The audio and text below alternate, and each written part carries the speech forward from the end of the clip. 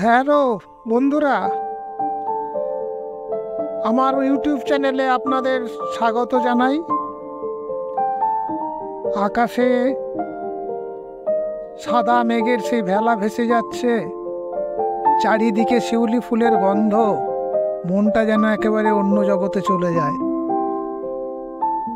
শরৎ এসে গেছে, মা দুর্গা আসছেন, তাই আজ আমরা এক অন্য উৎসবে মেতে আছি। আশা করি সকলেই ভালো আছেন। তা আজকে আমি বন্ধুরা যে ছবিটা আপনাদের করে দেখাচ্ছি, এটা একটা ল্যান্ডস্কেপ।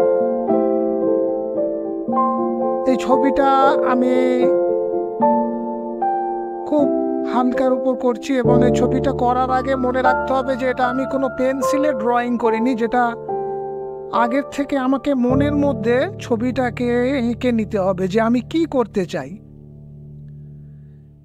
তারপর আমার কাগজটাকে হালকা করে ভিজিয়ে নিতে হবে এবং ভিজে অবস্থায় কাজটা আমি করছি। এবং দেখুন কিভাবে কাজটা করছি। প্রথমে ভিজিয়ে নিয়েছিলাম, তারপরে একটা যে আকাশে একটা আলোর ছটা রয়েছে সেখানে একটু ইয়েলো মানে গ্যাম্বোজ লেমন মিশিয়ে একটু আকাশে রং দিয়ে সেইভাবে আমি আকাশটাকে করেছি। তারপর কিছু গাছ, এই মাস্টোনে কাজ করতে গেলে আমি এটা মাস্টোনে কাজ করছি। প্রথমে যে গাছ টাছগুলো দেখুন, মাস্টোনে কাজ করতে গেলে প্রথমে পৃষ্ঠাটাকে মানে কাগজটাকে ভিজিয়ে রাখতে হবে এবং ভিজে অবস্থাতেই কাজটা করলে তবে ছবিটা ভালো হয়, অর্থাৎ রঙগুলো স্প্রেড হয়, যার জন্য ছবিটার আকর্ষণ আরো সুন্দর হয়। তো দেখুন সেইভাবে আমি কালার করছি। আস্তে আস্তে ছবিটা আমি যেটা মনে ভেবে নিয়েছি সেটা হচ্ছে একটা সরু নদী বয়ে গেছে, দু একটা নৌকো আর সামনে কিছু জমি, এই দেখাবো, আর বিশেষ কিছু না। কিন্তু কিভাবে দেখাবো সেটা আমি তো আমার মনের মধ্যে রেখে দিয়েছি এবং সেইভাবেই আমি ছবিটাকে প্রকাশ করছি।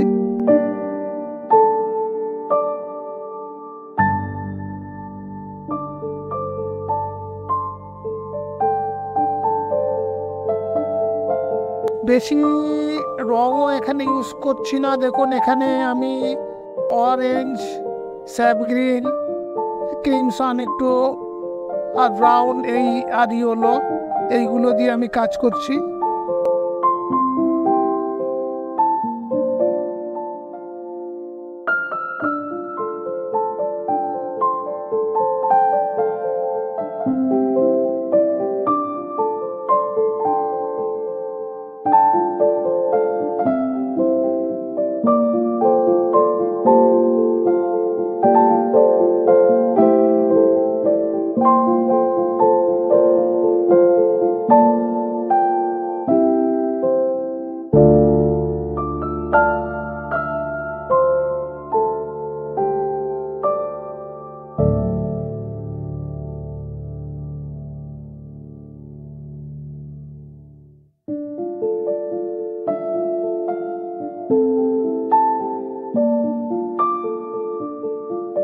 প্রথম পর্যায়ে কাজটা করার পর একটু শুকিয়ে যাওয়ার পর এবার কিছু টুকটাক আমি নৌকো যেগুলো রয়েছে নৌকোগুলোকে একটু এবারে শুকনো কালারের উপরেই চাপাচ্ছি।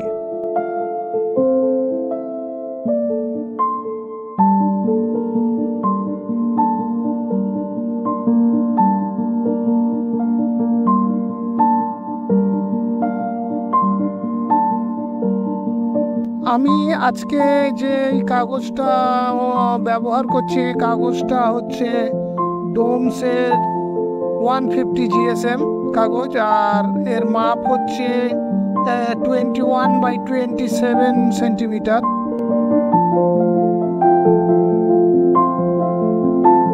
তা বন্ধুরা, আপনারা যারা আমার ভিডিও দেখছেন, যারা আমার এই চ্যানেলটাকে এখন ফলো করছেন, তাদের আমি বলি যে আপনারা যারা নতুন, যারা এখনো পর্যন্ত আমার চ্যানেলটাকে সাবস্ক্রাইব করেননি, তারা অবশ্যই লাইক এবং সাবস্ক্রাইব করে দেবেন।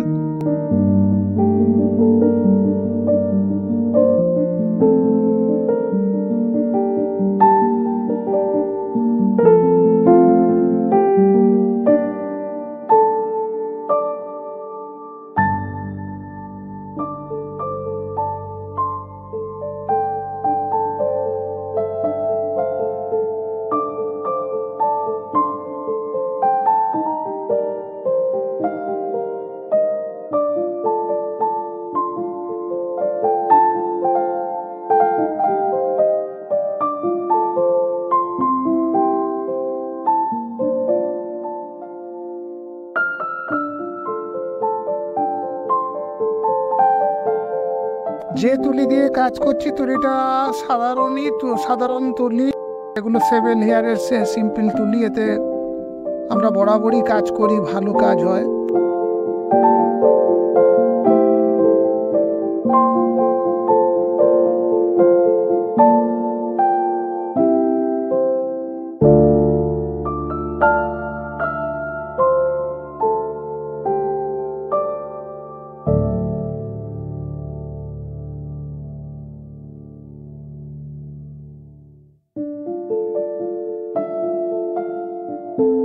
এই ধরনের ছবি যেগুলো খুবই সিম্পলের উপর এবং খুবই অল্প সময়ে ছবিটা হয়ে যায়, এই ধরনের ছবিগুলো সাধারণত আপনারা যতটা স্কিপ না করে দেখেন ততই ভালো। আমার মনে হয় স্কিপ না করে পুরো ছবিটা দেখলে এর কালার কিভাবে আমি দিচ্ছি, কিভাবে এর ফিনিশ করছি, এগুলো সম্পূর্ণ নিজে বুঝতে পারা যায়।